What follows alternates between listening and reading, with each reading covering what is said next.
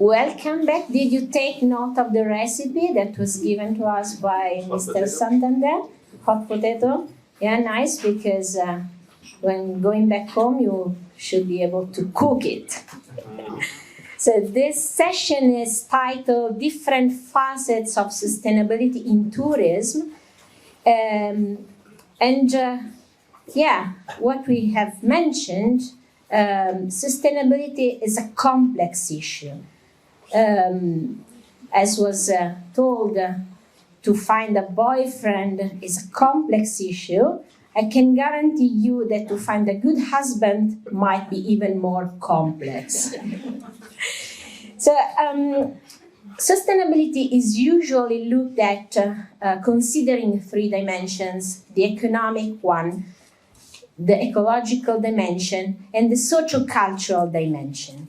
We believe that culture should be given its own place, so it should be considered as a fourth dimension, because culture is the basis upon which all the other dimensions actually develop, because culture is what shapes the attitude and what shapes the behavior of people, of tourists as well as of other tourism stakeholders. So in this session, we will discuss about the different stakeholders in tourism and also about the behaviors and attitudes. Mr. Santander, in his conversation, pointed out that we need to foster an alternative model of sustainability in tourism, a regenerative model. But in order to do so, we first need to foster a psychological and educational process of change. How to change how tourism is lived by people,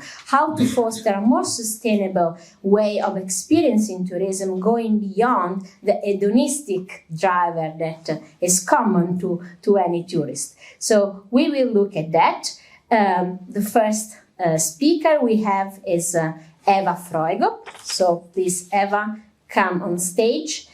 Eva, she is a researcher at the Academy of Tourism of Fondazione Campus Lucca in Tuscany, Italy. We have been colleagues at the Università della Svizzera Italiana. Yes. So actually, Eva, she was the former coordinator of the Master in International Tourism, and you can see students of the Master, of our Master in this room. Eva, she is focusing on her research on well-being, not just of the well-being of tourists, but the well-being of other stakeholders and of locals as well. And she is also studying the quality of life in tourism. How can we ensure a quality of life to these different stakeholders? So Eva, the floor is yours. Thank you very much, Sylvia, for this great introduction. So let's take you to the social sustainability of tourism. Here's a quick short agenda, which leads on to the well-being of residents, tourism professionals and tourists, hopefully. So first, let's introduce residents, tourists and tourism professionals' well-being or quality of life. So why do we care about social sustainability in tourism? So firstly, community members are directly affected by tourism activities, and at the same time they also play a role in the co-creation of experiences that tourists have at the destination. Also, they are key to the success and the failure of destination strategies, and especially if they want to go into a sustainable direction of this. So social sustainability is about satisfying human needs. And of course, many of us know Maslow and his hierarchy of needs. There's also Max Neef, who has defined 9 universal human needs. And basically the question that is central to my research, and also a great deal of my teaching at the moment, is how are the people living in, working in and visiting tourism destinations actually doing? What are their needs? Are all groups doing well in the destination, or is there maybe one group that's not doing so well actually? So let's start with community well-being. Often we hear this in the context of over-tourism lately, in recent years, and especially since COVID-19, since the pandemic. So there has been a race to promote destination attractiveness. This has been the dominant strategy in destination marketing. This has also been leading to crowding of public spaces by tourists, especially if there are lots of tourists in one place who don't really have a lot of time and, let's say, willingness to or interest to interact with the local residents.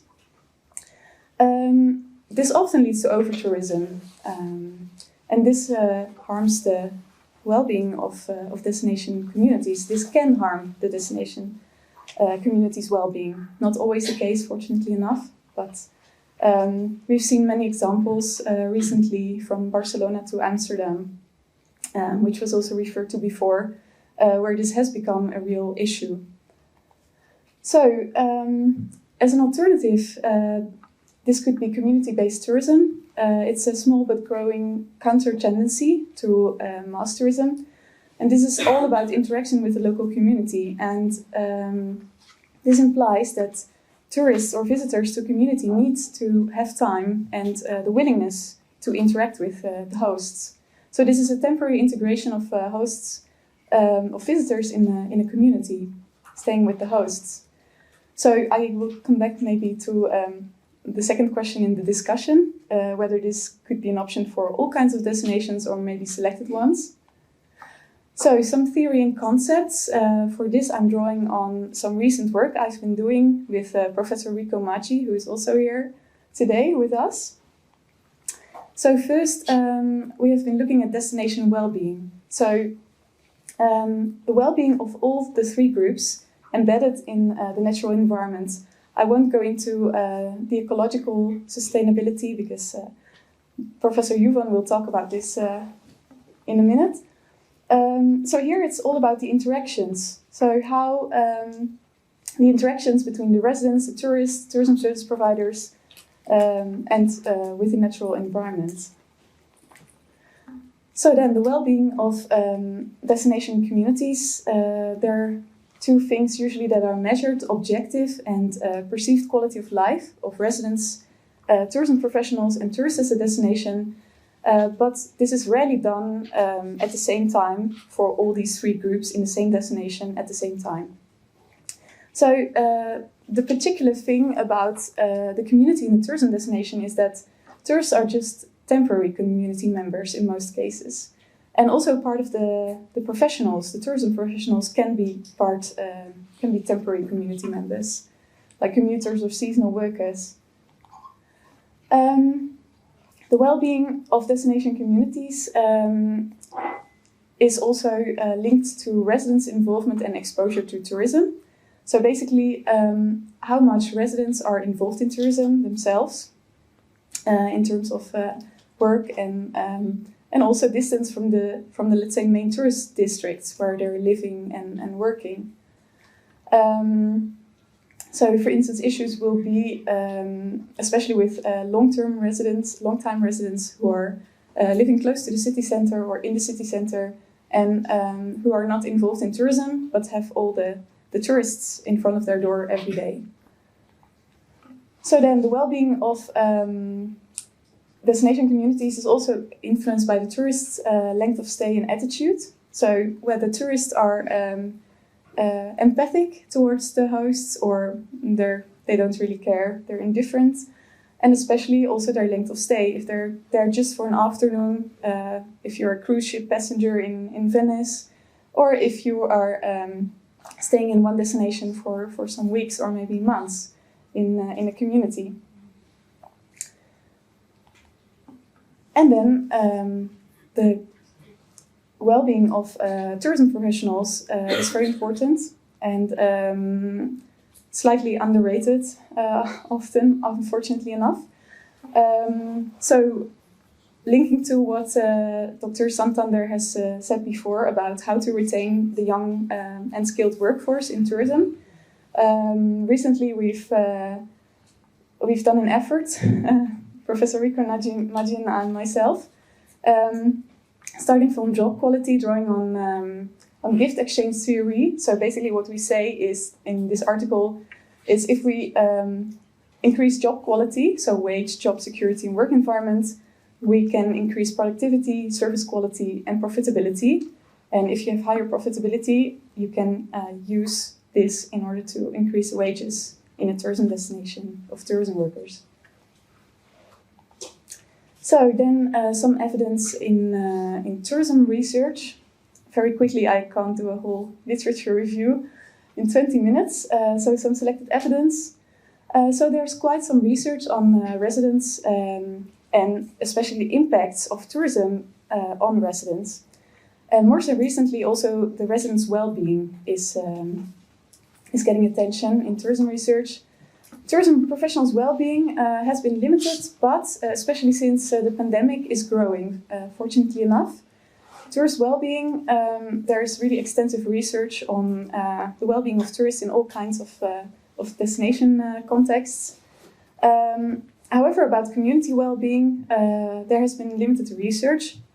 There is some, especially in community-based tourism, but what we needed is more an integrated, let's say, perspective, all three groups in one destination at the same time. So, some issues and challenges. Looking at various destinations, I've come up with some tourism governance challenges that I see are shared between some destinations, not everywhere the case, but first of all, the people often affected by tourism activities usually don't have a seat at the table where the strategic decisions for the destination are being made. And this is an issue. Secondly, the way in which DMOs have been traditionally financed and governed are an issue because DMO boards often consist of industry players, so people with commercial interests. They may also be residents at the same time, but they're there to represent their business. Also, most DMOs have dedicated funds stemming from tourist taxes, and they have limited, let's say, involvement then from the local policy makers, who maybe care also a lot about quality of life of residents and tourism professionals. So then, thirdly, DMOs tend to prioritize economic sustainability. Like, sustainability is nice, let's do a couple of green things, but in the end it needs to pay off, otherwise we're not going to do it. So it's still a lot about making the tourism industry grow in a sustainable and responsible manner in this regard. Then some words about policy.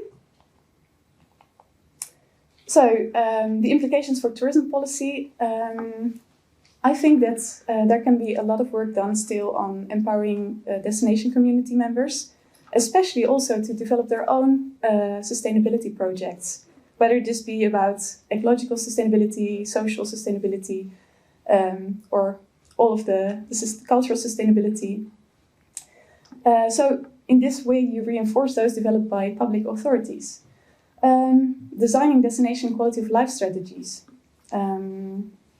They belong at the heart of future-oriented sustainability strategies, according to me. And thirdly, destination steward and ambassadorship, as Mr. Santander has mentioned, Dr. Santander has mentioned before. A good place to live is a good place to visit. And if the people who are working and living in a tourism destination are doing well, this also reflects on the welcome they are able to give to visitors. So, since we're talking about sustainability in Swiss tourism, I wanted to present you something recent in Ticino. Last fall, there has been an atelier on quality of life and well-being in tourism, organized by the region of Insubrica. And it was led by Professor Dr. Stefanos Cagnolari of the Tourism Observatory here at USI. So the participants were basically all members of local and regional DMOs, public authorities, Chamber of Commerce and universities. And here some conclusions have been drawn. So we need to go towards destinations in which people are feeling well, living well, working well, and stay well when they visit. There's also a big need to measure and monitor the quality of life of the three groups in a scientific way. So before developing policies in destinations, because often we jump to policy and strategies.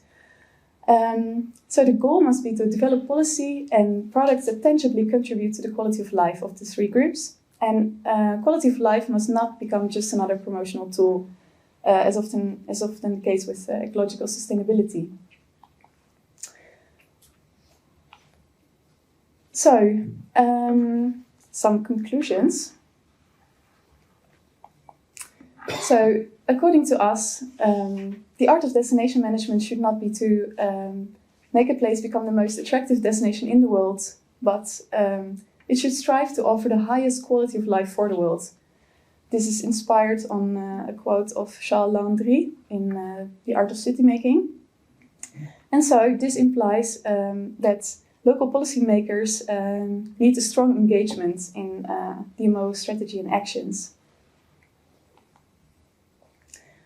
Also, this is a lot about values and the identity of a place, and also what Sylvia mentioned before, Dr. Laskani's the cultural identity of a place, right? So adding value and value simultaneously in everything undertaken. Now moving from a city context to a more rural context. Maybe you're familiar with Tasmania's first well-being framework. So basically the Premier of Tasmania recognized that economic growth alone doesn't account for a community's success or progress over time, and that health, inclusion and happiness are key success factors. So they're now building they're implementing this well-being framework. And he's also like a Minister of Tourism at the same time. So this goes really nicely hand in hand together for the tourists and residents and the tourism professionals. So I would like to thank you very much. And I'm looking forward to further discuss with you in the discussion after at the end of the session. So feel free to look me up online and get in touch with me also after the conference. Yeah. So thank you very much for explaining us the complex world around the destination. So maybe there might have questions, but we will answer the questions after the speakers have presented. Okay? Perfect. Thank you. So I invite Emil to come over. Emil Juvan is Associate Professor at the University of Primorska, Faculty of Tourism. Primorska is in Slovenia. So a green destination. Slovenia is promoting itself as a green destination, but Emil, what does it mean to be green? We have seen that the management of a destination implies interventions at different levels, needs the integration of the goodwill of different stakeholders, but especially it is made up of the many services that are given in tourism. Emil, in his research, has done and has run and is still running experiments with tourism services in order to see how to reduce the negative impact of tourism.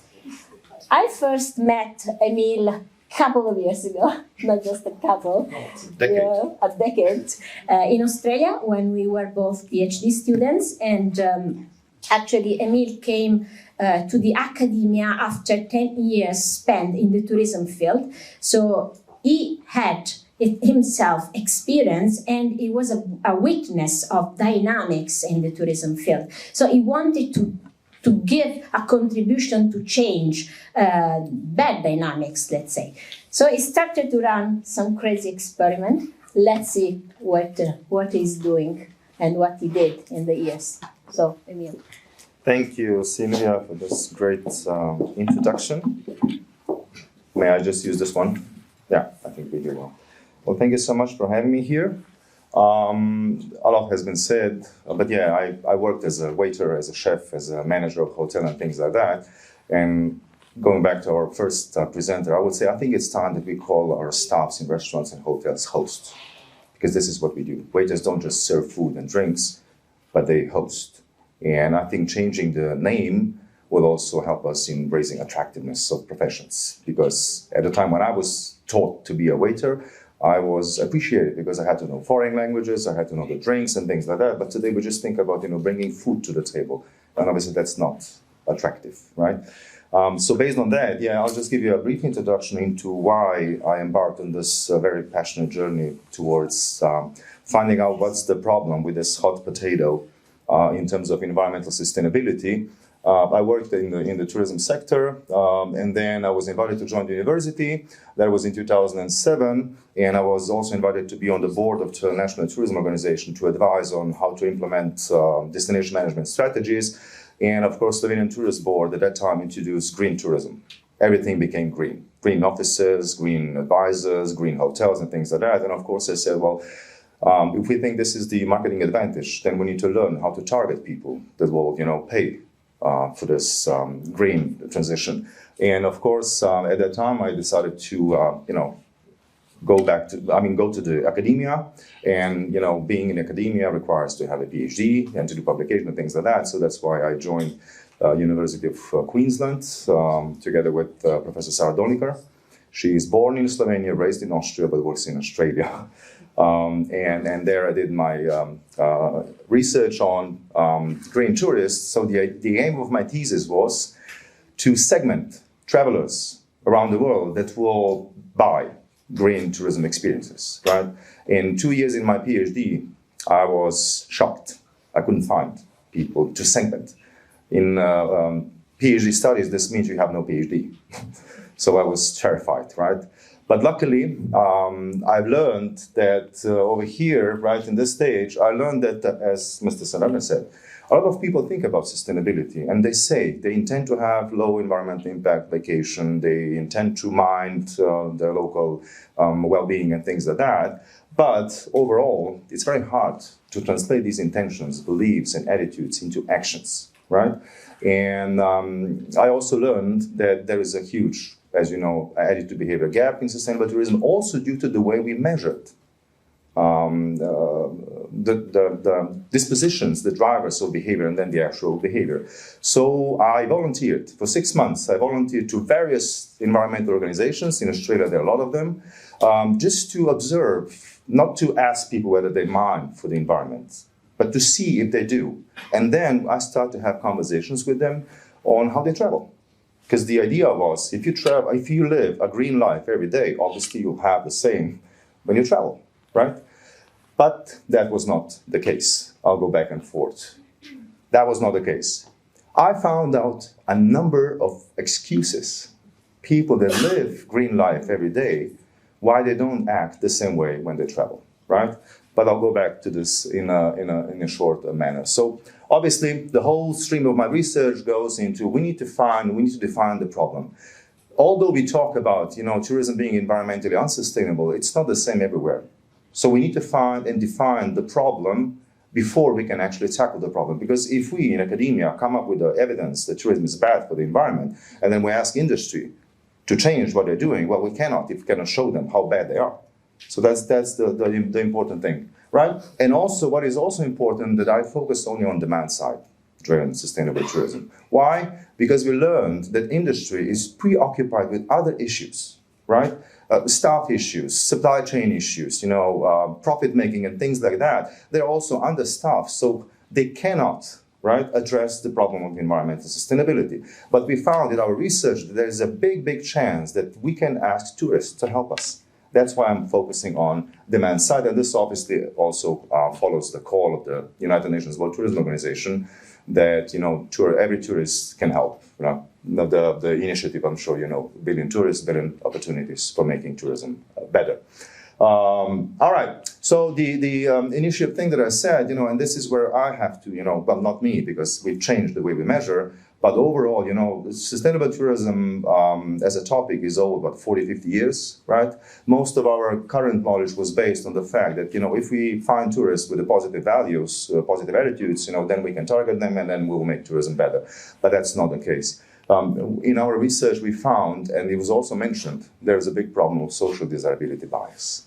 Right. So whenever we ask tourists, as DMOs, they make in surveys and they're asking, the tendency of tourists to be good tourists, right?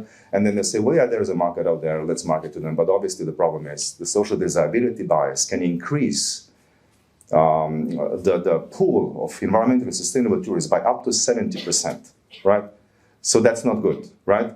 So instead of just asking people, right, that was one of the important topics as well, instead of just asking people whether they have this intention to help, we also need to make sure how we measure that. We also found out, and that's very academic, very theoretical, but it's important because it's a methodological thing that helps us solve the way we measure what is the market potential of the environmentally sustainable tourism. And that is, people have to have intention, right?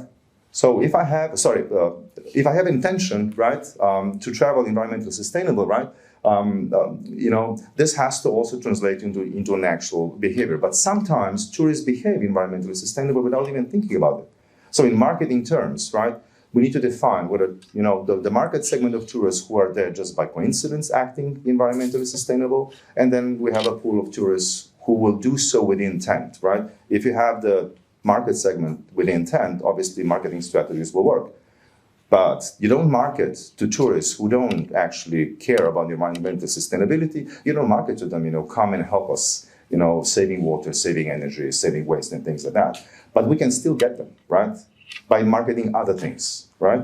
And as you see, this was the study we did, so looking into literature, and then we did our own study, and you see it's very interesting here. For example, the literature says that about 33% of tourists using prompted questions could be considered as environmentally sustainable. But what we also did in our study, we found pretty much the same numbers. So basically, the evidence over there in terms of that it is important how DMOs investigate what is the market potential of their sustainable tourism strategies is that, we need to make sure that we measure it properly, right? That was the thing, right? Also, theoretically and empirically, we can say, there are different factors affecting, whether tourists will translate their pro-environmental intentions and attitudes into their actions, right? So yes, beliefs do matter, but there is also the context, right? We've talked about that at the beginning, the costs and the money. If I would come by train to Lugano, it would take me 16 hours, and I would spend about 140 euros. That's pretty much the same as I did with driving here by car. It took me 7 hours, right? So this is the thing. And also the habits. The recent research shows, that some things we just do by habit. But the habit is the habit at home. For example, I switch off the lights because that's a normal thing we do because we know it will affect our bill. But we need to train people to have habits as travelers, to control the lighting and the air condition that was mentioned before and so on and so forth. So, but it does matter, right? And also the capability, as I already mentioned, time and knowledge. But the very interesting thing, and this is my breaking research, is the attitude behavior gap. The number of excuses. So we identified the typical travelers. That was done in 2014 with the Greenies, right? But then we also did a study on international tourists, mainstream travelers in 2019, and we've showed the denial of consequences is used by about 80% of international travelers, right? Denial of consequence. People just say, well, not me. I'm not doing that bad, Or they say, I don't even know how bad am I, how much water I use, how much electricity I use, how much food I waste and things like that. So that's the excuse, right? And overall, you have the numbers here, how prevalent each excuse is. And I believe firmly that these excuses can help us design for change. Right?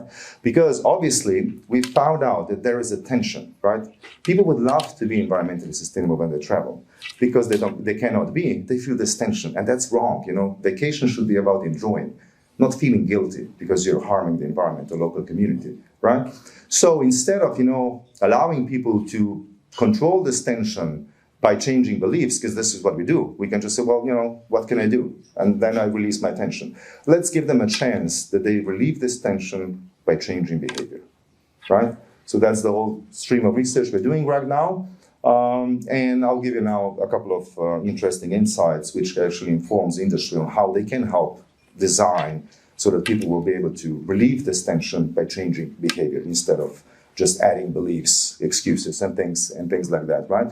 We also found out in our research, that drivers of the behavior, they vary across different types of vacation decisions. For example, here we were looking into what actually drives environmentally sustainable decisions in different contexts. For example, not going on vacation, right? Or for example, spending vacation close to home, which we know is taught as one of the ways of how we can be environmentally sustainable. Let's not fly because it's bad for the environment. Let's go close to home. Purchasing carbon offsets, for example, dismissing environmental and sustainable types of transportation, and so on and so forth. And we found out that different drivers actually affect this behavior, right? We need to know the drivers. Why? Because then we need to attack those drivers to design for change, right? And we see that social norms, personal norms, self-identity, guilt, and organized environmentalism are the drivers. Obviously, the environmentalism is socio-demographic driver. The others are cognitive drivers. But those things actually tell us that the behavior is specific to the context, right? We cannot just design general strategies that will work in every single destination, every single context. It has to be context specific. Otherwise, it will just not work, right? And then, obviously, what we know, and this is one of the very interesting things, obviously, air transportation has been attacked as the major driver of contribution of tourism to climate change. And then obviously, there are discussions around the world, we should stop flying, right? But that we cannot, because this will kill, for example, Seychelles economy, right? So we're talking about sustainability, economic, social, and environmental. So if we stop flying, yes, we'll help the environment, but then we'll kill economic reasons to live in Seychelles and things, and that's not sustainable to me, right? But we, in our research, found out that food waste is something, right, we can easily avoid. There's no need that we waste food, right? There is a need to fly, so difficult to avoid. But do we need to waste food?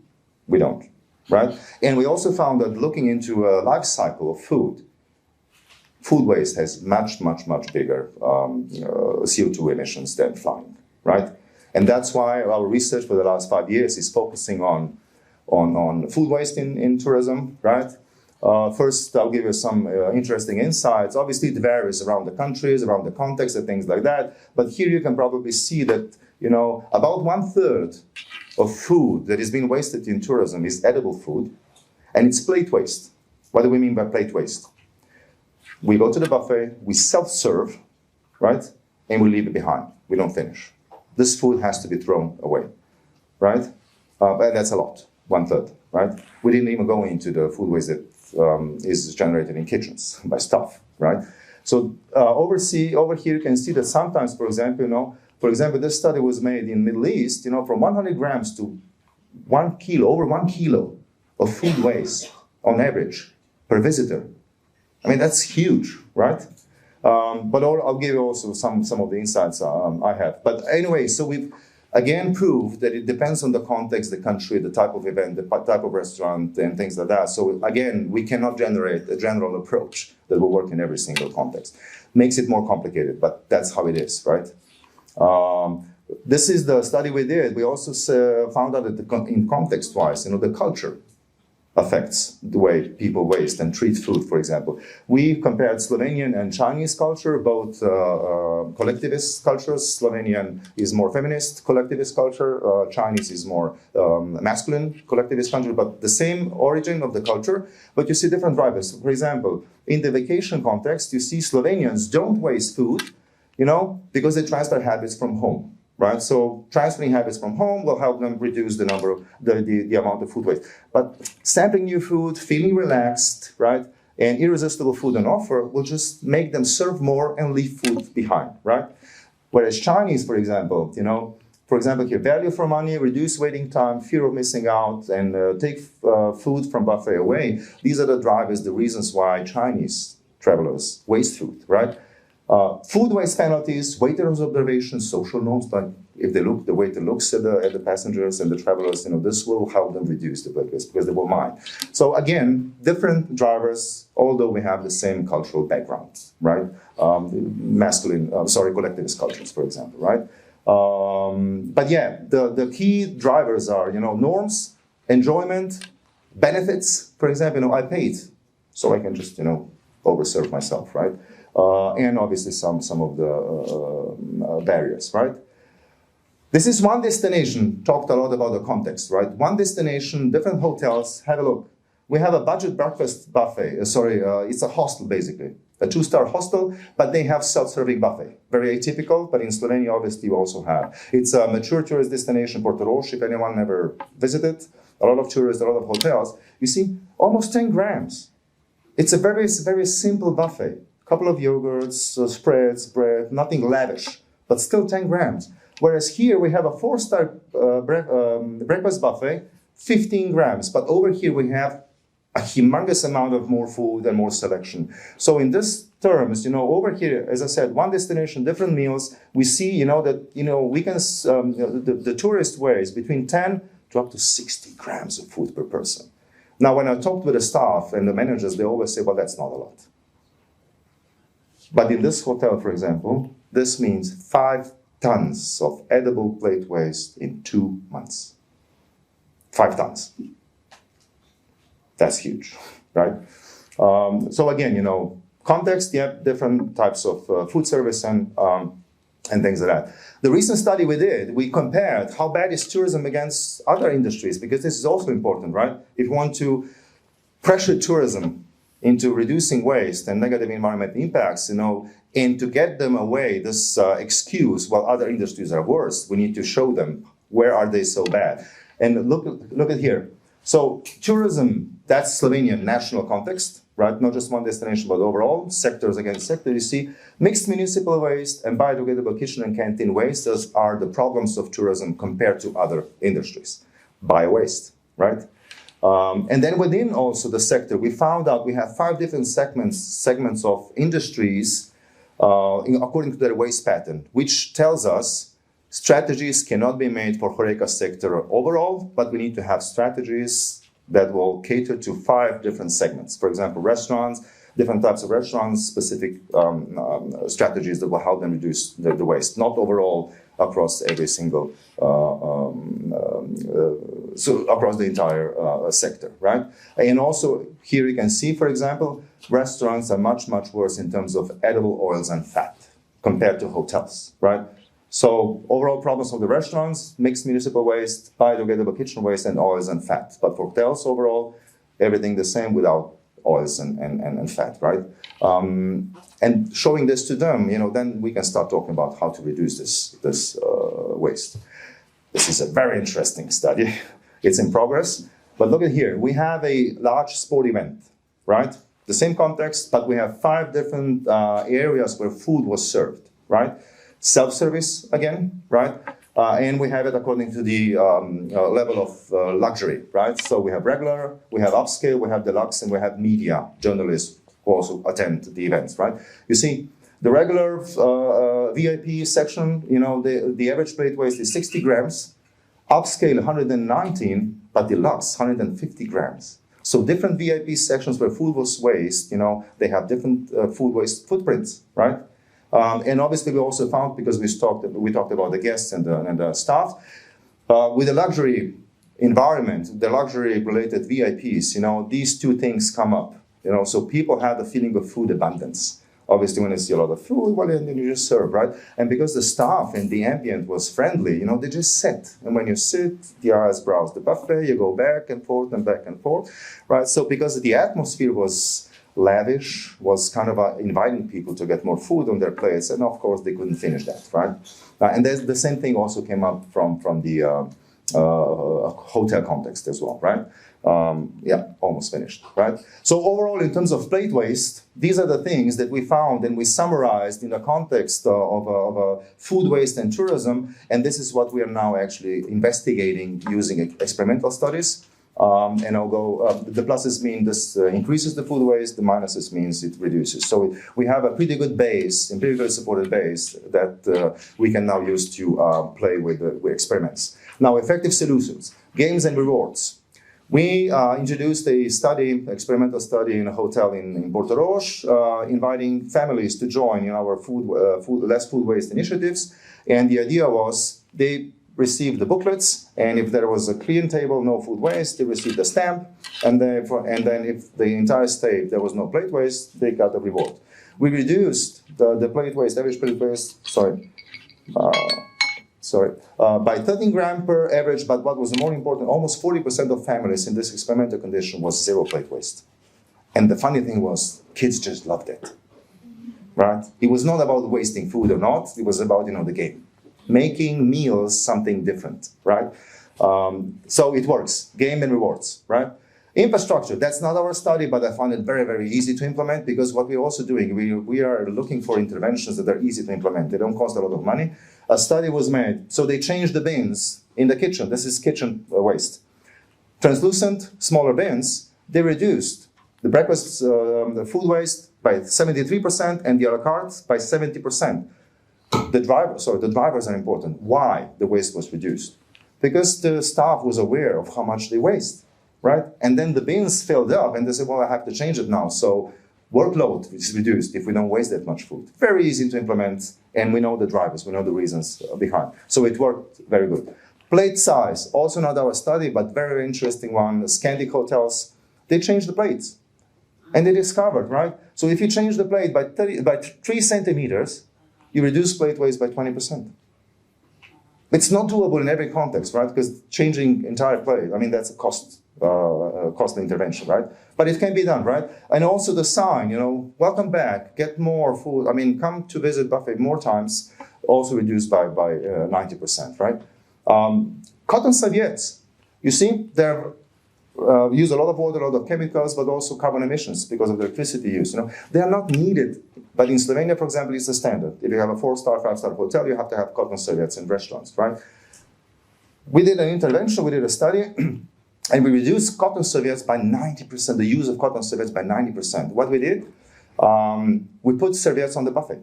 So we had a paper, eco paper-based serviettes in the table. Guests had that at the table. If they wanted to have the cotton, thick, nice serviette, they could take it from the buffet. Almost no one did, right? And it was no effect on the satisfaction. So it's a thing we do. We think it increases the pleasure of tourists, but it actually doesn't have any impact. So we can just take this off, right? If anyone wants, they can get the serviettes by themselves, right?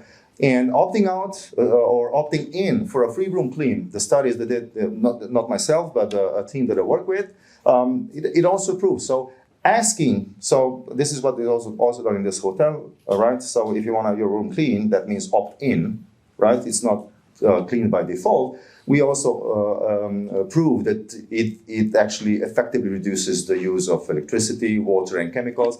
We also measured how much, on average, water is used, electricity is used, and chemicals to clean up a room in a 4-star or 3-star hotel. Why is this important? Because we need to prove the evidence of how effective certain interventions are, right?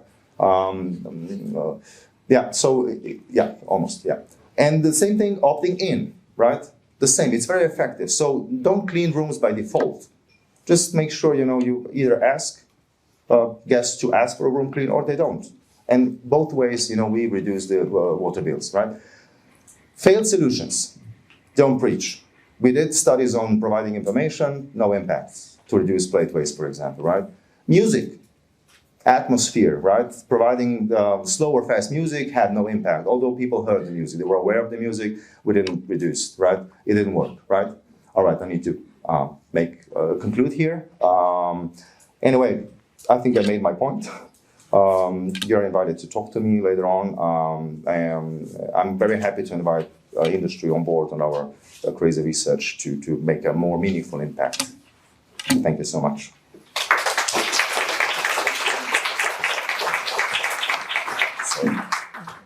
Thank you very much. Please let me know when you are running the next experiment with families, because I would like to join with my 4 children to see if we can reduce food waste.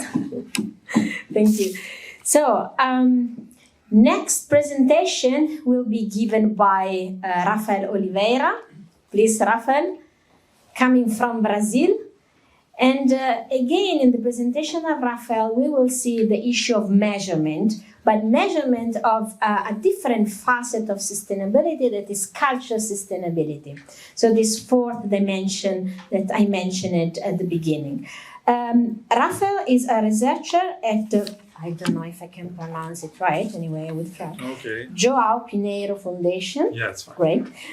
In Minas Gerais state, in Brazil. He has been with us and conducted research on cultural sustainability at Università della Svizzera Italiana almost 1 year ago.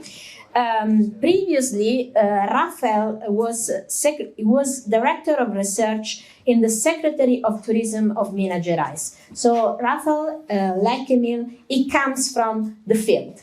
And thanks to research, he can see how to apply, how to cope with the needs coming from the field with research tools. Rafa, the floor is yours. Okay. Everybody, thanks a lot for the invitation. I think that I have a problem with my presentation. It's not here yet. Maybe we need to check it because I sent by email, but maybe I can start the subject. Our idea of the project, and also for my PhD thesis, was try to understand a little bit about cultural sustainability issues and how can we measure these cultural sustainabilities, especially for world heritage sites, and based in the tourist perspective. That was the main idea of our research, and we collect a lot of information from the heritage sites managers also here in Switzerland and also in Brazil, and try to understand a little bit the three most important questions that we have in our research. The first one, what was the role of the culture inside the perspective of sustainability? And also the second question that we have was that how can we measure, how are the elements of the cultural sustainability that can be seen and measured by the tourists? And the third one is try to see if it's possible to create a definition about cultural sustainability. But anyway, this project was a partnership between the USI, the Università della Svizzera Italiana, the Federal University of Minas Gerais State in Brazil, and also the Federal University of the Valley of Jequitinhonha and Mucuri, also in Minas Gerais. So our idea was to understand a little bit about the concepts of cultural sustainability. A lot of people already told you about it. Cultural sustainability is not so researched in our field. Oh, thank you. I think that will help me a lot.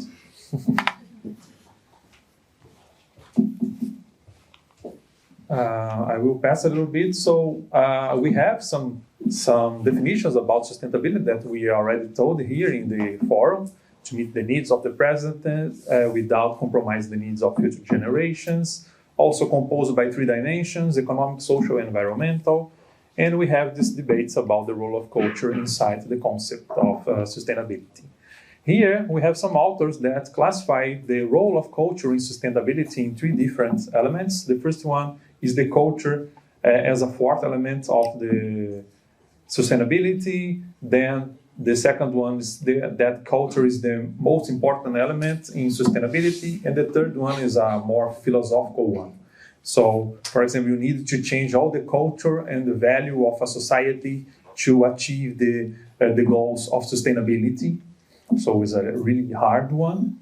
And so our idea was try to understand for heritage sites, what are the role of culture in sustainability based on these models, or we can create a different model.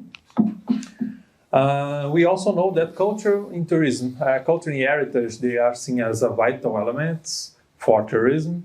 We have a lot of lack of sustainability indicators based on tourist perspectives. And also in the future, we know that users' comments on social media will contain elements of sustainability. We have a lot of stamps, for example, of sustainability for hotels, for restaurants, but not also for destinations or museums or something like that yet. So the three questions that we would like to solve was, what's the role of culture in the concept of sustainability? What's the definition of cultural sustainability? and which elements can be evaluated by tourists. Also, the relevance of this research was to help heritage managers to improve the experience of the visitors based on cultural sustainability elements. We also talked especially with World Heritage Sites heritage managers. They don't have time to think about sustainability because they are really focused to keep the recognition of the World Cultural Site all the time. So they don't have a lot of time to work in innovation and sustainability, so they need something to follow up. They need a path to be their guides. And this is our team. This project was also financed by the Swiss government. This is our team: Lorenzo, Silvia, Professor Renata and Ebert from Brazil, and also me. It was my PhD thesis also. Then the methodology to solve these three questions was we collected some information into a quantitative survey by email. We sent for a lot of World Heritage Site managers. Also we collected more than 2,000 reviews of TripAdvisor from 22 World Heritage Sites using techniques of web scraping. And we created 24 categories based on these reviews of elements that could be evaluated by tourists, and aggregated them in 5 dimensions. And in the end of our model, we reduce it by 20. And we validate this. We interview 16 heritage managers here in Switzerland and also in Brazil, 8 on each country. And also we created a survey for tourists and tested them almost, I think, 18 places also in Brazil and Switzerland to see if we could evaluate the cultural elements as tourists inside this place. So during our validation, we have a lot of challenges. The first one was the managers. They do not know how to monitor the cultural impact of the sites. They have different visions about the concept of sustainability. And also we thought that the creation of a framework, it was important to guide these different managers towards the same objective, that it's work with cultural sustainability. So here's the idea of the role of cultural sustainability based in our model. We call it as Lotus Flower model. It's really similar to the icon of the MDPI Foundation. It's right here. It's just a flower, very similar. And the idea here is we have in the base of the model is the social dimension. The second, the stigma of the flower, would be the cultural dimension. And the petals will be the environmental and the economical dimensions. And inside this model, we have 2 different impacts. The first one is the institutional impact. So it's the vision of the manager inside the model. You need to start in the social dimension because you just have a heritage if the community validates it as a heritage. Not only building the city, it will be an heritage. You need to validate it by the society. So this is the flow of the institutional impact. So you need to work with the social dimensional, then the cultural one, and the reflex will be with the economical and environmental. And for the tourists, you have the tourists' impact, because the tourists, they will arrive inside the heritage. So if you are a cultural heritage, the tourists will arrive first in the cultural dimension, then learn a little bit about the social one, and we will have this flow for the environmental and economical one. If we want to talk about easy way to understand it, the manager, he is the garden of the flower. He needs to put everything together. And the tourist, it will be like the insects that go to the cultural dimension. If you have bees or just a few bees, it's fine, but you have a lot of bees or have a lot of bugs, you can have problems inside your ecosystem. So that's the idea of the role of culture in sustainability in our model. And then this is the framework that is connected by the tourist experience. Our focus is in the tourist experience. How can we work with cultural elements to improve the tourist experience? And this tourist experience can help for the benefits of the society. So based on the tourist experience, the manager needs to work with 5 dimensions: the cultural enhancement, integration, facilities, organization.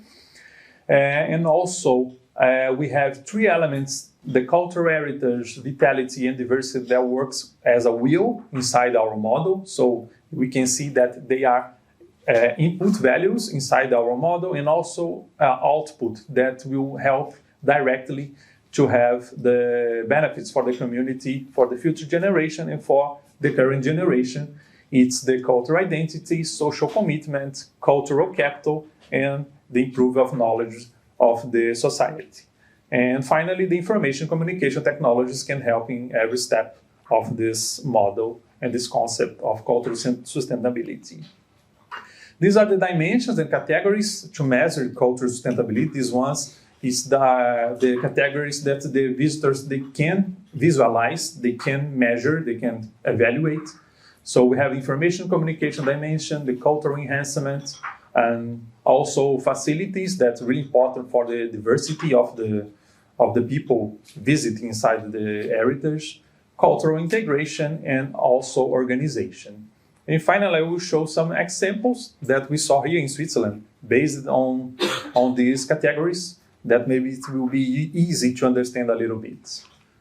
This we saw, for example, the examples of the use of local guides and quality of information in Les Chaux de Fonds, also in Bernina Express. So Les Chaux de Fonds, we have local guides from the people from the municipality. You see some logos from what kind of language that she talks. Here in Bernina Express, we have a lot of information. They used these signs with the rails of the train. It's really interesting job, but unfortunately it was only in German. So for us, it was hard to understand some information in Bernina Express because of this. And here in Latinium Museum, in Chillon Castle, we saw some examples. How can you use the social media to stimulate the photo availability for the tourists? So, for example, using the Latinium hashtag, here we have a challenge in Chateau de Chillon. Chateau de Chillon was the one place that we saw a lot of elements of our model inside the place. Also, when you talk about uniqueness, is something that the tourist said, oh my God, if you want to go to Lugano, you need to go to the Parc Gianni, for example. It's something that you cannot miss in that destination. If you go to Paris, you need to go to the Louvre. You just see this kind of information or kind of attractions here. And also we saw this is important to put some icons that make that place important. So here we have the symbols, for example, of the UNESCO in Bellinzona and also Sanghele Yeli. In the case of authenticity, the idea of the authenticity is the waha moment, for example, for the tourists. It's like, oh my God, if you are in a castle, I'm feeling that I'm like feeling and living the history of this castle. So that's the authenticity about in our model. It's not, you don't need to put everything original inside the heritage because it's impossible, especially in tourism. But the idea is to use elements that can help the tourists to understand the original elements inside it. So we have here two examples, one Les Chaux de Fonds, explaining how was the landscape, and here in the World Nature Forum that we have some parts of the walls here, and you can see exactly what it is. Some elements about environmental connection, also in Chillon, in Bernina Express, informations about the nature surrounded. Mobility and accessibility we have in Zurich. Here the use of cycles and also the boats in Zurich. In Chillon Castle we saw a lot of information about take care where you step in it. And the network attractions. The first one in local immersion. The first one was in the chateau. We went to a restaurant and we saw this paper that you put under the dishes that have all the attractions of the city. Here is the in Geneva is Le Corbusier building. You need to go inside the home of the people that are living there to visit the place. So you have to take care and to understand how they are living there. In World Nature Forum, we saw some local products that you can see who is selling it. And in Vevey, you have some signs about where the people are living. Also, respect for minorities, all visitors' capacity and safety informations in Chilon and also Mostar. I never know if I'm talking correctly Mostar, but I think that you understand. And also for tourist behavior, here also in Mostar, in Lugano, we have some examples that was already shown in World Nature Forum that I thought that was really, really interesting because they start to talk about sustainability. When you go closer, you saw your face as a mirror. So for example, you are responsible for that. So you need to practice. And finally, I have here the address for our survey model that can be tested for tourists. It's very simple. It's not very hard to do it. We try to do it the simple way to be easier to be applied in the tourists. Then I can, after the presentation, I can send the presentation with the logo and the space. And finally, our next steps is try to test the survey model on large scale, applying the theoretical model to the manager's day-to-day life, improve tests also for intangible heritage. And we are working with the University of Hildesheim in Germany to automatically classify the comments from social networks based on this model, and also create initiatives to spread the model to local communities and to understand and be the part of the process. Okay, grazie mille.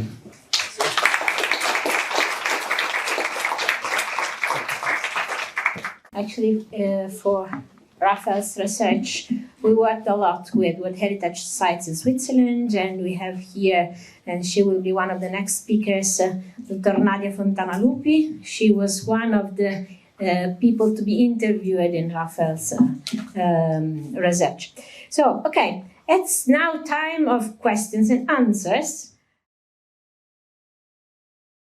Maybe we can just underline the keywords that were given to us by the three speakers. So Eva, she introduced the concept of destination well-being that is much more comprehensive than just visitor well-being. Then we saw that actually there is a need to measure such well-being, for instance, in terms of ecological impacts of behaviors. And then here the question was how to change behaviors. Which kind of rewards, for instance, we can give in order to foster, to push a behavior change. With Raphael, we have seen then that one of the important driver of behavior change is awareness. If you are aware of the value of a place, for instance, a World Heritage Site, you develop an attitude of conservation and preservation because you see the value of keeping a place. So, upon these keywords and all that you have listened, if you have questions or observations for our speakers. Stefano. Maybe one question to the first speaker that spoke about well-being, such an important concept to study and to research. And I appreciated very much the fact that you looked at different categories, different typology of stakeholders. I'm wondering if you could say a few words about also a view of keeping track longitudinally of the well-being. How this concept also evolves over time? Because it is true that we take like a snapshot pictures of at a certain point in time, but how this well-being evolves, it might increase or decrease over time. What would be the factors that different stakeholders would encounter in their well-being? Thank you. Thank you very much for this interesting question. Yes, that would exactly be one of the ambitions of our project that we have in Lucca to measure it in time. So we're currently constructing a survey instrument, and our ambition would be to measure the well-being in a destination throughout time. So starting with, let's say after or at the end of a tourism season, and then extending it also to other destinations and over time, because there are many aspects to it. So we're trying to not make the survey too big to become too long, let's say, because like we've seen, it's quite a complex subject, and we're trying to to include the most relevant indicators to measure social sustainability, especially quality of life. So we're looking especially into, let's say, perceived quality of life. So how do people perceive the quality of life in this tourism destination? And this can be different from the objective indicators, because it's all about how people process, let's say, how they live the destination as residents on a daily basis, how they feel like it is to work in this tourism destination as tourism professionals, and while people are visiting. There may also be quite diverse needs which we may encounter. So thank you very much again. I don't think I need it. Just for the registration. Okay, sorry. So just very quickly, because of course I'm working with Evandis, and it's very important, right, to say, okay, one thing is to develop the instrument. There's an index that has all the 3 stakeholder groups in one and aggregated in destination well-being. The other question is on the timeline. I mean, I will be gone sooner or later. Eva will do her career. So you need the policy part to use this as a monitoring instrument.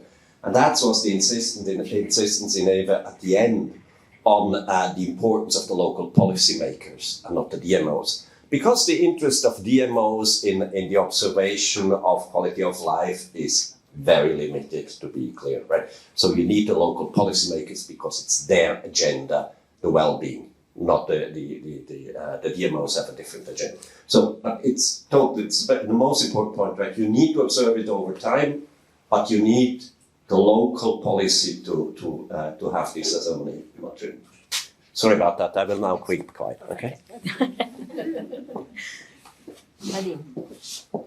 Thank you very much. And the theme of well-being, very dear to our chair. And one of the themes that we always follow is, why are you traveling to places where you consume yourself, your money, to become sick? Why don't you try to travel to destinations that teach you how to heal, how to feel better, how to recuperate your health, your well-being in general? And I found most interesting the remark about the fact that, we might learn to travel to places where people are living well. Not we just travel to places that, because there is a narrative officially that tells us that you have to go to that destination. But maybe we may sort of learn to travel because there is something that we are missing in the lifestyle, in the everyday lifestyle we have. And through that destination, we start learning about how to become better in many ways. It's sort of a reflection more than a question, but it's open to the floor. Thank you.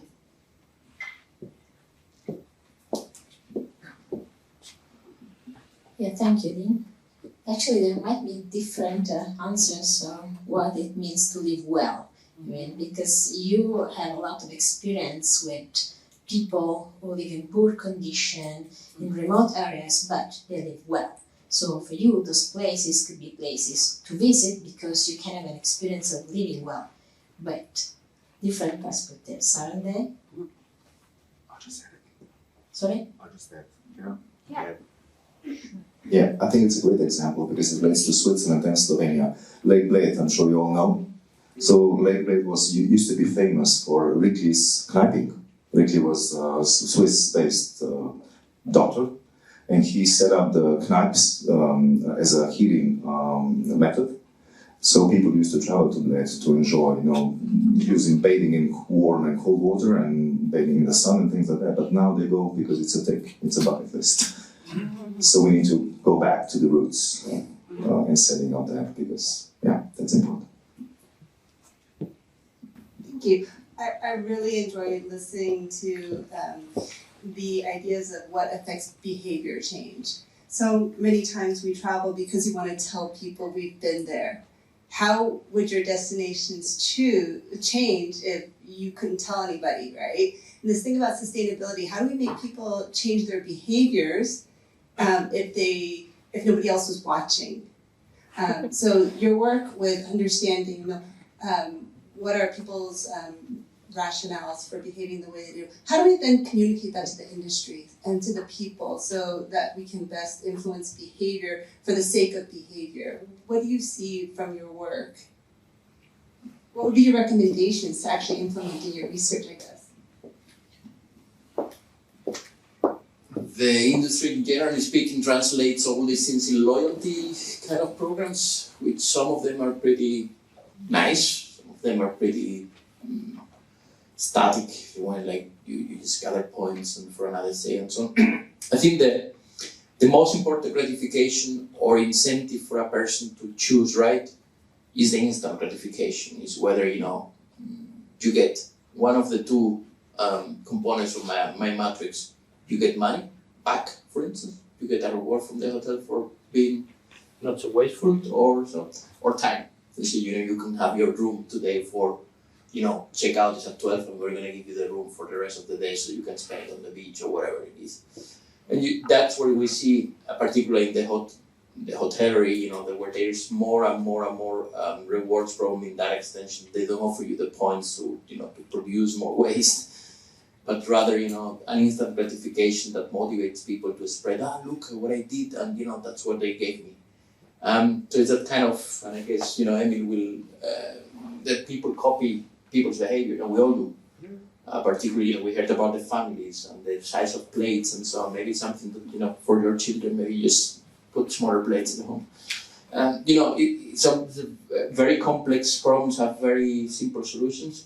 I don't know the answer to your question, to be honest, but it's true that the industry is very much reactive to demand, and we saw it over pandemic. There was that kind of boom of teleworking or remote workers and digital nomads, whatever you call them. It's the same, people working from abroad in different ways, and they adapted to that. There was a demand, and same now that we have to create that kind of quintessential sense of need that is not there yet. I think the normal average traveler doesn't feel the need to go the sustainable path yet, because it's not giving enough incentive to do that. That's it. That's where I think all the science and all the research and all the promotion efforts should be going in the moment right now. Thank you for a very interesting morning here. I would like to raise a question about all-inclusive. Many charter destinations, they have very wonderful all-inclusive resorts where the management very often is from another country, where the clients are supposed to stay as much time as possible within the all-inclusive resort. How could they be part of what we are talking about to involve the locals in what tourists are doing? Have you measured the waste, the size of waste in all-inclusive resorts? For whom? Oh. I have a quick. I'm going to try to find out for you, but there is a research that actually states that a hiking holiday from a European in New Zealand is much more unsustainable than some of the all-in products, depending on how you measure things, of course, and CO2 emission, waste of food, whatever it is. But I think all-in comes from there's a nice documentary on the internet on the history of Club Med. You should all watch it because it's very, very interesting how it explains the human behavior of, the exodus north to south, and the seek for the sun that comes from our ancestors and stuff like that, not the light. And anyway, this concept of all-in, I think it's not drawn inherently because we create that kind of human thematic park, we encage ourselves in a place. I think we are gregarious animals and we like to be among peers and similar people, especially, if it's a thematic hotel with around food or about children or whatever it is. the fact is that those hotels normally control the process very well from A to Z, more even than private-owned business. That more they know exactly, they are very yield-driven, so they know exactly how many people they are going to have and how many resources they're going to need. So it's a little bit of a myth also in saying that the all-in is always so bad and so on. They have to be, and it caters also for a part of the population that also, that's exactly what they want. And this is what my question is travel going to be a right or a privilege? Or, you have to travel only this way or stay home. So you see, I think we have to create that kind of sense of a fan of possibilities for everybody without being too much pointing at, because if we start pointing, we will not end, this is polluting too much, I think it's a matter of creating a narrative of dialogue and solutions rather than the problems we have already. I'll just add a very important thing is with because you, Mr. Sander, you compared the smaller places and large hotels with all inclusive and things like that. Overall, I think we did a study and we actually showed, although Airbnb made a very interesting study showing that they're much more sustainable than big hotels and things like that. But the problem is, if you look at very specifically, you will see that in big hotels, the main focus should be on providers, the managers. Right, so the infrastructure has to be environmentally sustainable, socially sustainable, economic, and so on and so forth, because tourists have very little control.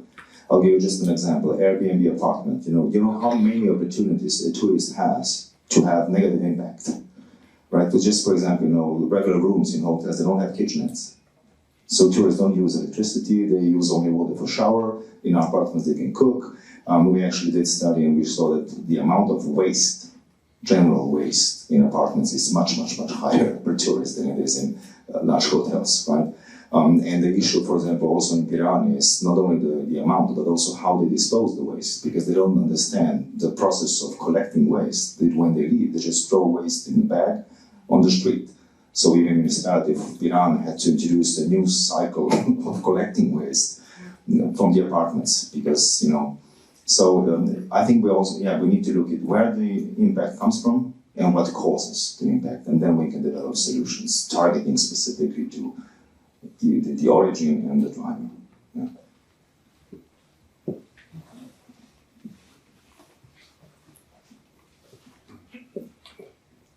If I may get, Rico, and I think come here. this very interesting question is of course is about the default or the standard, right?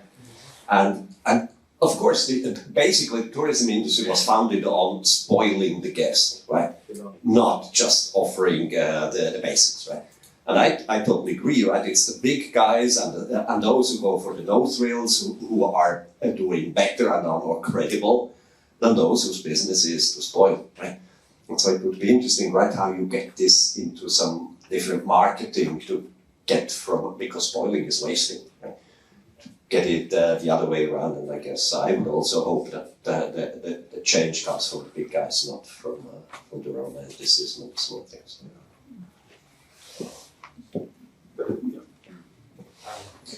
I would like to come back to what Eduardo has pointed out earlier in his speech about the difficulty between choosing regulation and more decentralized initiatives in order to promote the concept of sustainability. And I think that my question to you, Eduardo, would be, European Travel Commission has a mission to work with member states, with governments, with national authorities, but also to have a dialogue with the European Union, European Commission. And we have seen a number of interesting developments both at EU level but also national level to promote incentives. And I think this is one of the key words that you have used before.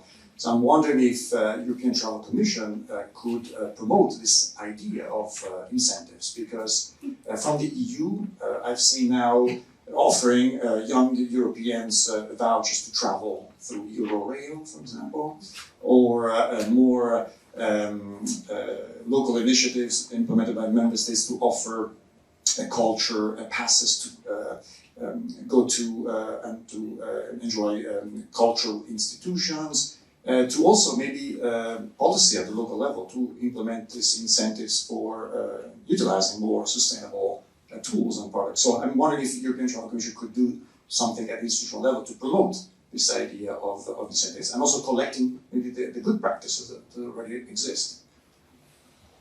We have some of that work already done, so the research part is done, and now the implementation is coming to into place. It's in the pipeline for 2024, in form of another grant from the European Commission to implement, that kind of behavioral change translated into action. It's not only incentives, it's also like because you cannot only, reward people for good behavior. People have to feel good about, Education. having exactly an education. There's also the thing with the Pact for Skills of the European Union. I don't know if you're familiar with it, but it also affects tourism and also the transition pathways. But it's, in a nutshell, is what happened in between pandemic and what we want to reach by 2030, 2035. If you take it over, the whole thing is practically impossible. Our targets are too ambitious. So they create this transition pathway to give people the time also to adapt. But this is where we are. It's a moment of adaptation. It's not that you can switch, you cannot ask, or the romanticism of a micro enterprise cannot change overnight. They don't have the line of investment, the grants, the helps, the credit lines, and so on.